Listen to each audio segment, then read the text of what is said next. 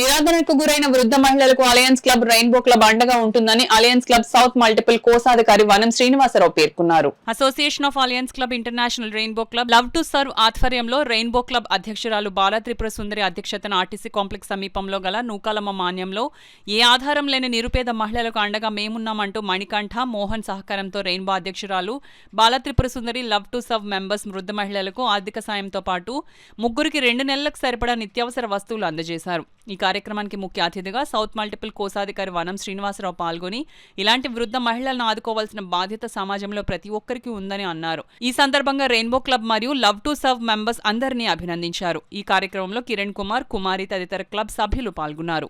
సొసైటీలో మరి ఇలాంటి మహిళల్ని ఆర్థికంగా మరి ఆదుకోవాలని బాధ్యత ప్రతి ఒక్కరి మీద ఉంది కాబట్టి ఎవరైతే సహాయ సహకారాలు అందించగలరో ఇలాంటి వ్యక్తుల్ని మరికొంతమంది ఇంకా ఆదర్శంగా తీసుకొని వాళ్ళకి సహకారం చేస్తారని కోరుకుంటూ మరి ఈ కార్యక్రమంలో కుమారి గారు, అలాగే రెయిన్బో క్లబ్ అధ్యక్షులైన సుందరి గారు, కిరణ్ కుమార్ గారు అందరూ పాల్గొనడం జరిగింది.